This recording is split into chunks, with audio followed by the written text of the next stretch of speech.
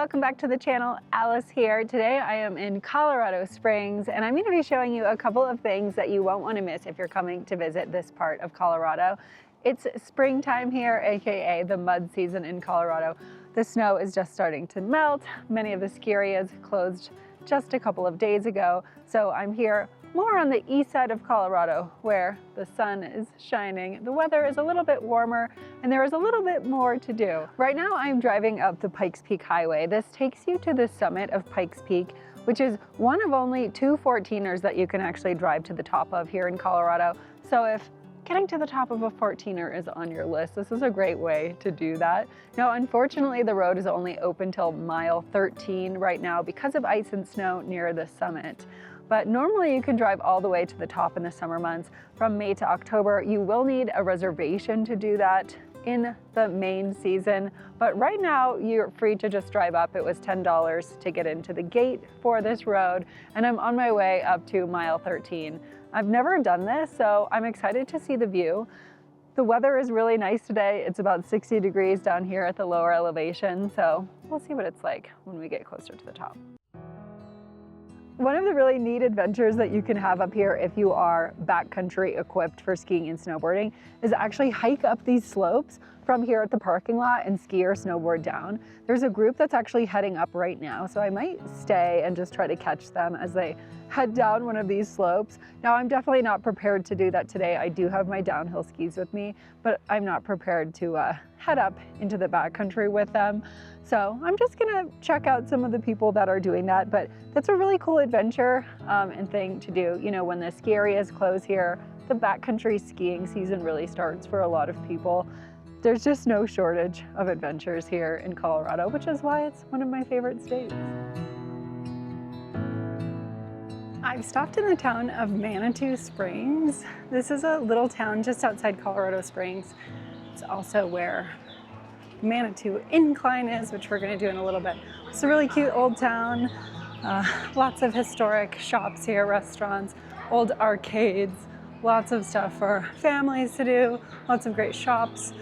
This town is actually built on top of a natural spring, and they had a bottling plant here back in the 1800s that kind of put Manitou Springs on the map, and definitely a really cute place to stop. Lots of places to eat, so I'm gonna grab some lunch here and then we're gonna head up the stairs. All right, next stop is the Manitou Incline. If you live east of the Rockies here in Colorado, this is kind of a rite of passage that everyone should try. And it's basically 2,000 feet of elevation gain in about a mile. So it's very steep, but definitely a great way to get in shape for the summer hiking season. The incline has 2,700 some odd steps, and definitely shouldn't have had lunch right before I did this.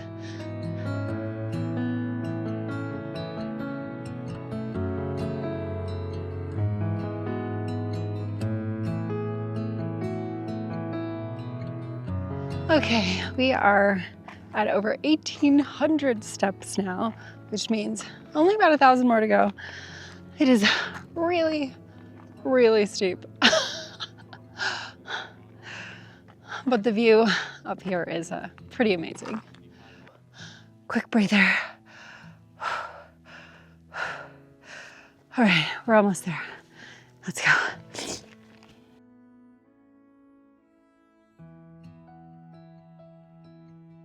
All right, we made it to the top of the incline, which means I can basically say I'm a Colorado native now, I think. This is basically a rite of passage to live here. But that took me about an hour. Lots of people, in order to do this trek up to the top here, you do need to get a self-registration permit, which you can do with the city of Manitou Springs. It's really easy online. It actually is free as well. So you just pick a time. There wasn't anyone at the bottom today checking permits, but it does say on the website that they do that. Parking for this trail is also $15 if you park right at the bottom. There's also a free shuttle from town. As someone that pretty much creates content full-time, I am often trying out new cameras, new microphones, new drones, and all kinds of new electronics and accessories to take my content to the next level. One thing that I am using in this video that is pretty new is this little guy. This is the HoverAir X1 Pro Max 8K flying camera, and it's basically a pocket-size drone. When I'm wearing a jacket, it actually does fit in my pocket.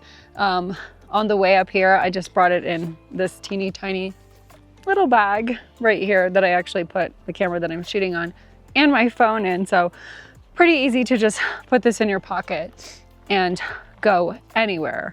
This is also under the size regulation for needing an FAA license, although I do have one. I would say that this little guy is really great for people that are starting out, maybe a little bit apprehensive to fly a bigger drone, want something that will follow them easily, and especially if you're a solo shooter, this is a really fantastic tool. Now you can use your phone to change the settings on this, but it actually just flies itself right out of the palm of your hand. You can change the modes right here on the front of the camera with these little buttons, and you can also change them via the app on your phone. It has a bunch of different selections. You can do zoom out, you can do follow, you can do orbit, you can do bird eye, dolly track. There's also ski mode, and you can fly this manually as well. Once you've tried all of the different settings that it has, it will unlock that mode, and you can actually use your phone as a joystick to be able to control this without using these pre-programmed modes as well. So I'm going to take the trail down and I'm going to show you a couple of the modes this great little camera has.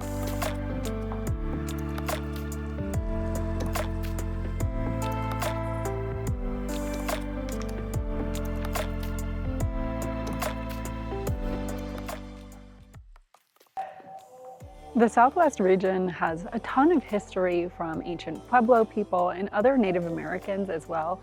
And one of the things that you should do if you're coming here to Colorado Springs, especially if you have kids with you, is come and visit the Manitou cliff dwellings. Now, these were actually built in 1907 from pieces of ancient Pueblo architecture all throughout the Southwest. They brought a lot of those pieces here and constructed this replica of what a cliff dwelling would look like, and it's probably the most accessible cliff dwelling structure that you can visit in the United States. Mesa Verde National Park is also located in Colorado, a couple hours from here, and you can visit some of the pueblos there between May and October, but up some really steep hikes. So if you want to see what it would have been like to live in one of these structures, this is a really great depiction of that. It's about $12.75 per adult to come and check this place out, but I'll take you on a little tour.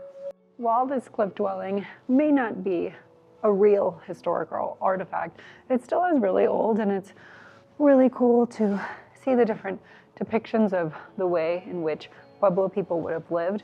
I'm standing on top of a kiva right now, and I love visiting these. If you've ever watched any of my kind of older Colorado videos, I visited a lot of similar places around the Southwest, like Chaco Canyon in New Mexico, which is one of the most well-preserved kind of ancient Native American sites in the Southwest.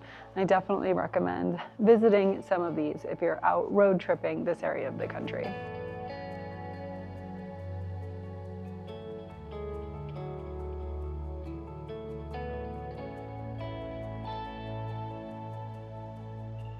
My next stop is the Garden of the Gods. This is a national natural landmark here just outside Manitou Springs as well. And it is one of the most beautiful and strange looking natural monuments you'll ever see, because they are just these huge red rocks that jut out of the ground, almost like if you could make a clay shape out of a wave, make it just come crashing up out of the earth. That's kind of how it looks here. And that's a pretty beautiful place to walk around. This park has a ton of walking trails. It's free to enter as well, which is really fabulous. So anyone can come and enjoy the beautiful rock formations here.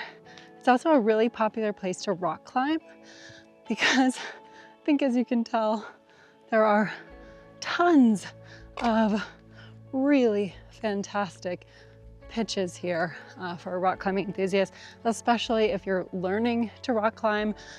Lots of stuff that's pretty gradual and not super technical. These rocks have lots of hand and feet holds, so a really great place to come. You do need to get a permit if you want to come rock climb here, and if you're a climber passing through, I definitely recommend checking it out because it's a really great spot for that.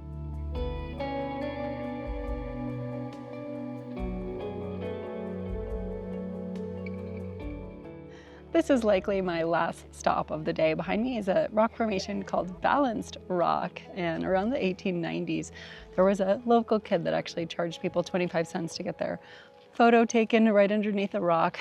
It did so well that his dad actually purchased the land around Balanced Rock, and it became a tourist attraction. Obviously now this is a national landmark, but really cool always to learn a little bit about the history. I always love coming here to the Red Rocks at Garden of the Gods. I've been here many times on my travels through Colorado Springs, which over the years has been many, many visits. So I know this was kind of a short video. I did all this stuff in one day, so if you are coming to the area, this is a great, just short one-day itinerary. You can definitely fit it all in. Pikes Peak, Manitou Springs, hiking the incline, and coming here, even staying for sunset, makes for a really fantastic day.